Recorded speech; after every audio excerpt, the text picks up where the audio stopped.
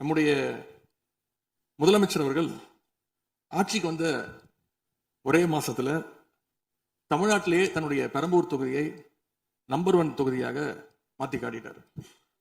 எதுல நம்பர் 1 பாத்தீங்கன்னா, இன்னைக்கு தமிழ்நாட்டிலேயே மின்வெட்டுல நம்பர் 1 தொகுதி பெரம்பூர் தொகுதி தான்.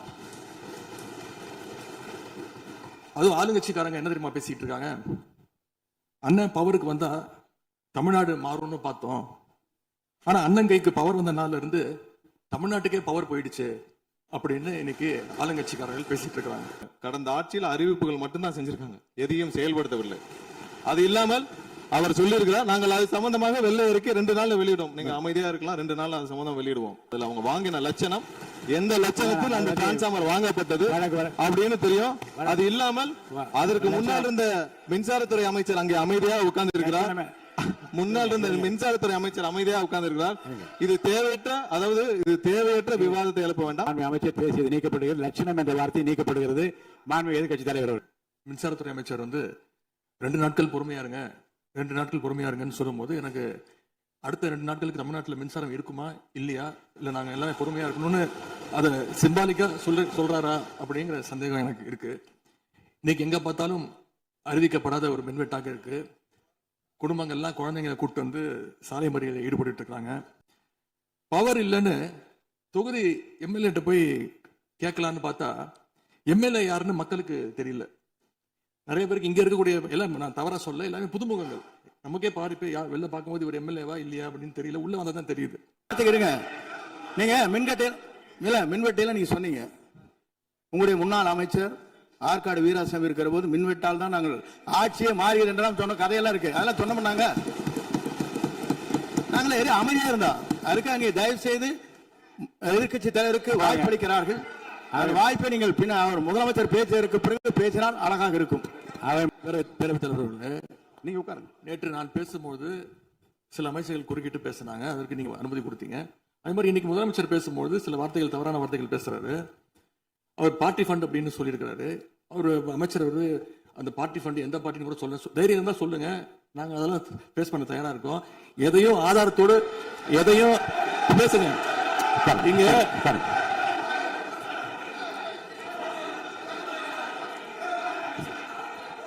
அது மாதிரி பேரவைத் தலைவர் அவர்களே, நேற்று நான் பேசி முடிஞ்சோடனே நீங்க அவை முடிஞ்சிருச்சுன்னு சொல்லிட்டீங்க. நாங்கெல்லாம் வீட்டுக்கு போயிட்டோம். வீட்டுக்கு போய் டிவி போட்டு பார்த்தா அங்க இன்னொரு அமைச்சர் இன்னும் பதில் சொல்லிட்டே இருந்திருக்கிறாரு.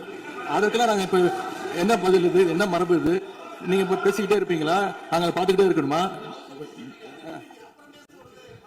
அதே மாதிரி இன்னைக்கு முதலமைச்சர் அவர்கள் பேசும்போது நாங்களும் அமைதியா கேட்டுட்டு தான் இருந்தோம். ஆனா சில கருத்துக்கள் அவர் பேசும்போது அதை நாங்க அனுமதிக்க முடியாது. ஆதாரத்தோடு ஏதாவது பேசணும்னா, குற்றச்சாட்டுகள் சொல்லும் போது ஆதாரத்தோடு சொன்னீங்கன்னா அதை நாங்க ப்ரூவ் பண்றதுக்கு தயாராக இருக்கு.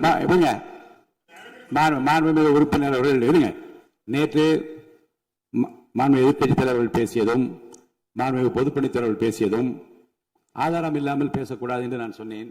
ஆய்வு செய்து நீக்கப்பட வேண்டியது நீக்கும் என்று சொன்னேன். இப்போது மாண்புமிகு முதல்வர் அவர்கள் பேசி முடிக்கட்டும். நீங்கள் கூறிய கருத்துப்படி அதில் ஆதாரங்கள் இல்லாத குறிப்பாக இருந்தால் அதை நீக்குவதற்குரிய உரிமை எனக்கு இருக்கிறது. ஆய்வு செய்து நான் நடவடிக்கை எடுப்பேன். இப்போது மாண்புமிகு முதலமைச்சர் அவர்கள் பேசலாம்.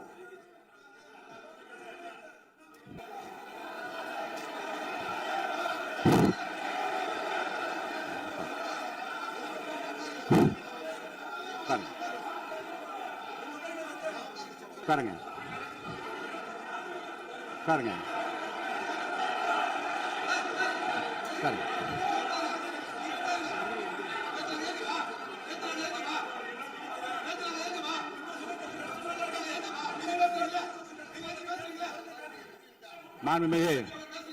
மாண்பு உறுப்பினர்கள் அமைதி காக்க வேண்டும். அதில் பாயிண்டா கேளுங்க, அந்த விவாதத்தில் கேளுங்க. இப்போதும் மாண்புமிகு முதலமைச்சர் அவர்கள் பேசி முடித்த பிறகு நான் உங்களுக்கு அதுக்குரிய அவகாசத்தை தருகிறேன். நீங்க கேள்வி கேளுங்க, கேட்கிற உரிமையும் விளக்கத்தை பெற்றுக்கொள்ள உரிமை உங்களுக்கு இருக்கிறது.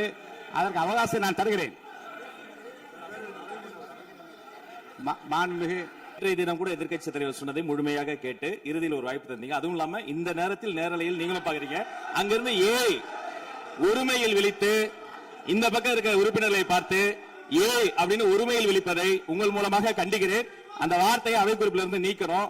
கண்ணியம் காத்து முதல்வர் முழுமையாக பேசுவதை காத்து கண்ணியம் காத்து இந்த சபைக்கு ஒரு மரபு இருக்கிறது. அதை மூத்த உறுப்பினர்கள் பின்பற்றபடி உங்கள் மூலமாக கேட்டுக்கொள்கிறேன். மாண்புமிகு முதலமைச்சர் அவர்கள் ஆனா இடையிலே குறுக்கீடு செய்யாமல் அதை முடிக்கும்படி நான் கேட்டுக்கொள்கிறேன். இல்ல அப்படி இல்ல. ஆகவே இல்ல நேற்றைய தினம் நீங்கள் அப்படி பேசிக் கொண்டது ஆறாவது இல்ல நேற்றைய தினம் உங்கள் பேசுகிற போது ஆறாவது குறுக்கிட்டார்களா? நீங்கள் பேசுகிற போது யாருமே குறுக்கிடவில்லை. நீங்க எவ்வளவு பேசினீர்கள், எவ்வளவு வார்த்தைகள் பேசினீர்கள் என்பதெல்லாம் எங்களுக்கு தெரியும். யாருமே அதில் குறுக்கிடவில்லை. இது முதலமைச்சர், எங்கள் முதலமைச்சர் எதிர்க்கட்சி தலைவர் பேசுகிற போது யாரும் குறுக்கிட வேண்டாம் என்று சொன்னார்கள். அதை நாங்கள் பின்பற்றினோம். ஆனால் இன்றைக்கு நீங்கள் பின்பற்றவில்லை என்றால் வேதனையாக இருக்கிறார். முன்னவர் நேற்று எதிர்க்கட்சி தலைவர் பேசுகிற போது அடுக்கடுக்காக குற்றச்சாட்டுல வைத்தார். இப்போ அதற்குரிய மாண்புமிகு முதலமைச்சர், மாண்புமிகு பேரவைத் தலைவர் அவர்களே, அவர் ஒரே ஒரு வார்த்தையை தான் சொன்னார்.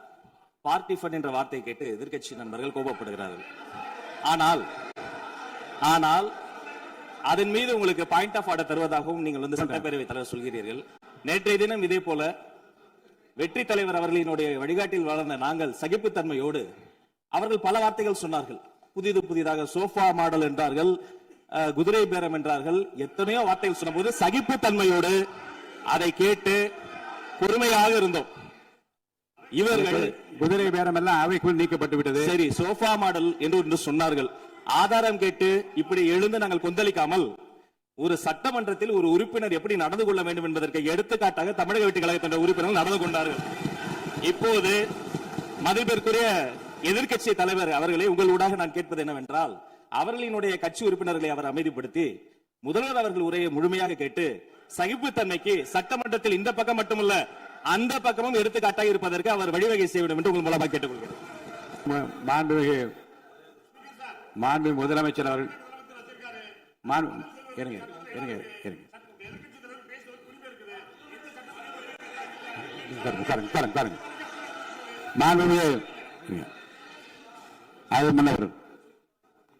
மரபு இருக்கிறது, எப்போது வேணும் பாயிண்ட் ஆஃப் ஆர்டர் இருக்கலாம். இருந்தாலும் கூட நீங்க அந்த மரபை நீங்க கடைபிடித்தீங்களா உங்க ஆட்சியில?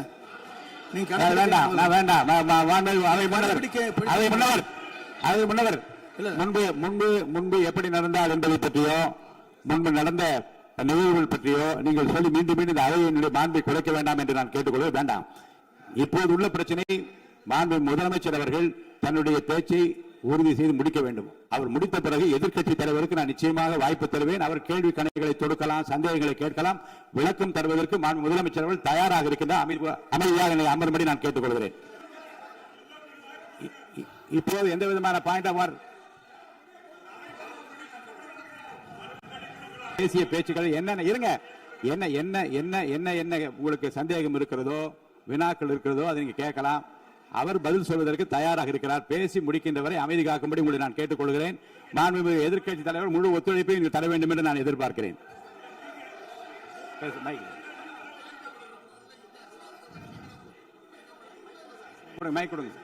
இப்பவும் சொல்றேன், மக்கள் பணத்திலிருந்து ஒரு பைசா கூட தொடமாட்டோம், தொடவும் விடமாட்டோம், தொட்டா விடமாட்டோம். இதுக்கு முன்னாடி தொட்டவங்களையும் விடமாட்டோம்.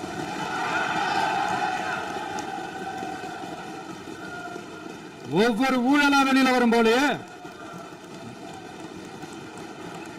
ஒவ்வொரு வேஷமா கலைஞ்சிரும் போலே, இங்க இருக்கிற நிறைய பேரு நடுங்கி போய் இதுல நம்ம மேல அவதூறு வேற. இப்ப புதுசா ஒரு வெப்பன் ஒண்ணு கொண்டு வந்திருக்காங்க. அது என்ன தெரியுமா? அவங்க தயவால தான் நம்ம ஆட்சி நடக்குதான். மக்கள் தயவால இந்த ஆட்சி நடந்துகிட்டு இருக்கு. மனசாட்சி உள்ள சக்திகளோட ஆதரவால இந்த ஆட்சி நடந்துகிட்டு இருக்கு. நாங்க தான் அனுப்பி வச்சோம் அப்படின்றாங்களே. அனுப்பி வச்சவங்களுக்கு மினிஸ்ட்ரியில இடம் கொடுத்தா ஏன் கதறீங்க? ஏன் இவ்வளவு கோபம்? ஏன் இவ்வளவு கதறல்ஸ்? இதுல இன்னொரு முக்கியமான விஷயம், மார்க்சிஸ்ட் கம்யூனிஸ்ட் கட்சி நமக்கு ஆதரவு கொடுத்தது சுயேட்சையா எடுத்த முடிவுன்னு சொல்றாங்க. அதே மாதிரி இந்திய கம்யூனிஸ்ட் கட்சி நமக்கு ஆதரவு கொடுத்தது சுயேட்சையா எடுத்த முடிவுன்னு சொல்றாங்க. இதுல எங்க இருந்து நாங்க தான் அனுப்பி வச்சோம்னா புரியலையே. மக்களுக்கு நல்லா புரியும், எல்லாத்தையும் தெளிவா பார்த்துக்கிட்டு இருக்கிறாங்க.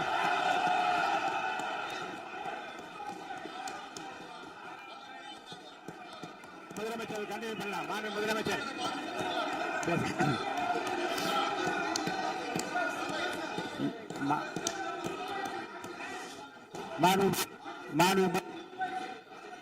முதலமைச்சர் நீங்க கண்டினியூ பண்ணலாம். நீ கண்டினியூ பண்ணலாம்.